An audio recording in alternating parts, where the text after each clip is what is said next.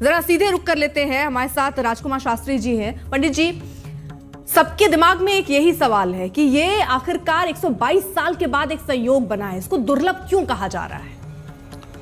अर्पिता जी, ग्रहण हमेशा ही एक खगोलीय घटना के रूप में और शास्त्रीय सिद्धांत, देखिए ज्योतिष के 3 भाग हैं, सिद्धांत, संहिता और होरा। तो जितना भी गणित भाग है वह सिद्धांत ज्योतिष कहलाता है।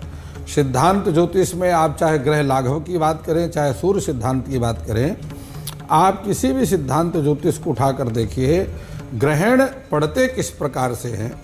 ये हमारा जो पूरा ब्रह्मांड है यह 360 अंशों में बटा हुआ है, 360 अंश हैं, और ये 360 अंश को पार करने के लिए सूर्य को 1 वर्ष का समय लगता है, उसको चंद्रमा 1 महीने में पार करता है, एक राशि को 2.25 दिन में पार करता है। अब ऐसी स्थिति में जो 12 राशियां हैं वह एक राशि 30 अंश की है। अब वहाँ राहु की गति, सभी ग्रहों की अपनी अपनी गतियां हैं। राहु हमेशा 3 अंश 11 कला से अपनी गति करता है। राहु की गति, अब इसको देखिए, पूर्वा पर, उत्तरार्ध और ऊपर से नीचे, ये इस प्रकार से 6 इसके भाग है। तो आप ये समझिए कि 2 बिंदु हैं, एक उत्तर बिंदु और एक दक्षिण बिंदु, या एक पूर्वा पर यानी एक पूर्व बिंदु और दूसरा संपातिक बिंदु पश्चिम बिंदु। ये दोनों राहु और केतु हैं।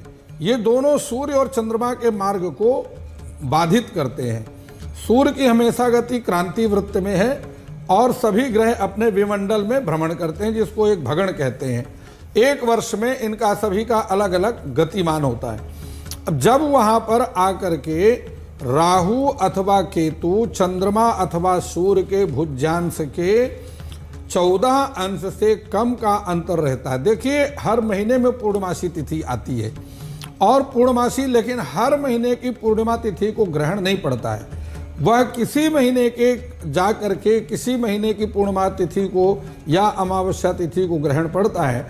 अब ऐसी तिथि में क्यों? क्योंकि हमेशा सूर्य और चंद्रमा जो उत्तर से दक्षिण के इनके भुजांश हैं उसमें जाकर के और 4.25 अंश के अंतर में उत्तर अथवा दक्षिण में रहते हैं। इसलिए कभी सूर्य और चंद्रमा 180 अंश के अंतर में होते हुए भी पूर्णिमा के तिथि में दोनों का अंतर 180 रहता है, और अमावस्या तिथि में दोनों सूर्य और चंद्रमा एक ही राशि के एक ही अंश कला विकला में आकर के अमांत में हो जाते हैं।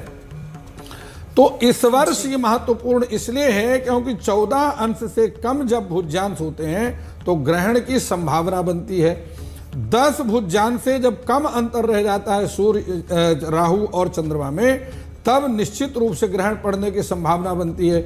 और जब 6 अंश से भुजांश कम हो जाता है स्पष्ट में चंद्रमा और राहु में, तो वह पूर्ण ग्रहण पड़ता है। और पूर्ण ग्रहण जब पड़ता है तो आप ये समझिए कि जो सूर्य का गोल बिंब है वह 6500 है योजन, और चंद्रमा का जो मंडल है, चंद्रमंडल है, वह 480 जो है योजन उसका विस्तार है। अब उतने में मात्र 4 अंश चंद्रमा के शेष बचते हैं, जिसको राहु ने पूरी तरह से ग्रसित नहीं किया है। तो ज्योतिषीय दृष्टि से यह मात्र 6 अंश चंद्रमा का शेष रहता है, से सारे अंश को राहु ने ग्रसित कर लिया। अब ऐसी स्थिति में जब चंद्रमा चूंकि भूमेर पिंडा शशांका ज्ञा कविरबे कोजे जारकी नक्षत्र संज्ञा, पृथ्वी से सबसे नजदीक चंद्रमा है, सबसे अधिक प्रभावित चंद्रमा पृथ्वी में रहने वाले व्यक्तियों को करता है, और सबसे अधिक गति, तेज गति में भी चंद्रमा की गति है। अब उसको जब राहु ग्रसित कर लेगा, अपने समझ लीजिए कि अपने प्रकोप में ले लिया, तो चंद्रमा का प्रभाव जिससे जीवन चलता है, प्रत्येक प्राणी का, प्रत्येक मनुष्य का जीवन जहां से चलता है, वह समाप्त होने की कगार में आ जाता है। चंद्रमा वनस्पतियों का स्वामी है, चंद्रमा औषधियों का स्वामी है, चंद्रमा जल का स्वामी है, चंद्रमा प्रकृति का स्वामी है। इस प्रकार से प्राकृतिक प्रकोप बढ़ते हैं, जो अन्न है, भोजन है, वह विष के रूप में परिवर्तित होने लगता है और उसको ग्रहण करने वाले अनेक प्रकार के रोगों से ग्रसित हो जाते हैं। इस प्रकार अनेकों कारण है। दूसरी सबसे और महत्वपूर्ण कारण ज्योतिष की दृष्टि से आपको बतलाऊं कि यह जो ग्रहण पड़ रहा है शतभिषा नक्षत्र के अंतिम चरण में, पूर्वा भाद्रपद नक्षत्र के प्रथम चरण में, अर्थात कुंभ राशि में पड़ रहा है। पहली बार ऐसा हुआ है जबकि बिल्कुल ग्रहण जिस राशि पर पड़ रहा है उसके साथ ही दूसरी राशि पर शनि का गोचर चल रहा है, और बृहस्पति के अतिरिक्त एक भी ऐसा ग्रह नहीं है जिसकी दृष्टि चंद्रमा पर पड़ रही हो सहयोग के लिए या मित्रता के लिए, अधिमित्र या अधिशत्रु। तो सभी ग्रह विपरीत हो रहे हैं। सभी जितने 9 ग्रह हैं उसमें मंगल और केतु, चूंकि 7 का अंक है तो यह केतु का अंक है, और 9 अंक जो सारा टोटल मिलाकर बनता है वो मंगल का अंक है। तो इस प्रकार से वायुयान की घटनाएं, बड़े बड़े पर्वतों का टूट करके गिरना, मूसलाधार जल वृष्टि होना, प्राकृतिक प्रकोप होना, ये सभी आपको, क्योंकि सूर्य सिद्धांत के अनुसार चंद्रमा का जो प्रभाव, चंद्र ग्रहण का प्रभाव है वह 108 दिन तक रहता है। तो इतने बीच में आपको ये सारी आपदाएं देखने को मिलेंगी और पूरा जनमानस जो है उथल पुथल में परिवर्तित हो जाएगा। और ये हमने देखा है, क्योंकि अगर ज्योतिषी के आधार पर ही देखें तो जिस तरह से अभी पहाड़ों में स्थिति रही है वो इसी से जोड़कर भी ज्योतिषाचार्य जो लोग हैं वो समझ रहे हैं, देख रहे हैं कि ये उसी का असर है जो अभी हम हालात देख रहे हैं। और हम ये मान के चलिए कि अभी 108 दिन जैसा आपने बताया, यानी अभी कुछ दिन ऐसे हालात और रह सकते हैं। मनीषा जी, जरा उमा शास्त्री जी हैं वो कह रहे हैं कि रात में कैसे तर्पण हो सकता है। स्वामी जी, स्वामी जी, मेरी शंका ये है कि ये चंद्र ग्रहण है और पितृलोक से संबंध सूर्य का है, इसलिए सूर्य को सविता कहते हैं। ऋषि अगस्त का संबंध भी पितृलोक से बतलाया जाता है।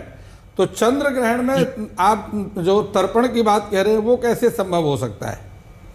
क्या रात्रि में किया होगा तर्पण पितृलोक को प्राप्त होगा? पितरों को बिल्कुल प्राप्त होगा, ये मैं नहीं कहता, ये भी हमारे ग्रंथ ही कहते हैं। आप ऐसा याद रखें, क्योंकि रात्रि के लिए ये शंका लोग करते हैं, इसलिए तो मैंने बात कही है। ये भी शास्त्रों में कहा गया है कि रात्रि का जो तर्पण है वो स्वीकार होता है, क्योंकि काल का जो महत्व है अपने आप में बहुत ही बड़ा महत्व है, और इसको हम प्रधान मानते हैं। ग्रहण काल है और रात्रि में ग्रहण काल आए तो रात्रि में भी वो लागू हो जाएगा वहां, और हम उसको कर सकते हैं। तो मेरा कहने का तात्पर्य है कि इसमें कोई शंका की आवश्यकता है। तर्पण के लिए जो है वह दिन के 12 से 4 बजे का समय बतलाया जाता है। हाँ, कुतुब काल कहते हैं उसको, 11:30 से 12:30 काल में श्राद्ध करना चाहिए। जी बिल्कुल करना चाहिए। उसके उपरांत तो श्राद्ध ही वर्जित है।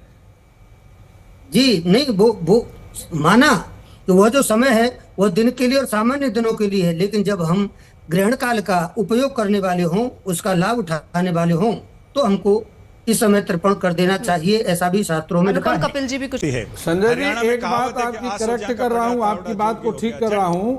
अभी वर्तमान समय में सूर्य का गोचर सिंह राशि में है, संक्रांति के बाद कन्या राशि में प्रवेश करेगा। अभी आज 7 तारीख है, 14 तारीख के आसपास जब संक्रांति आएगी, क्योंकि हमेशा चंद्र ग्रहण और चंद्रमा और सूर्य में पूर्णमासी को 6 राशि का अंतर होता है।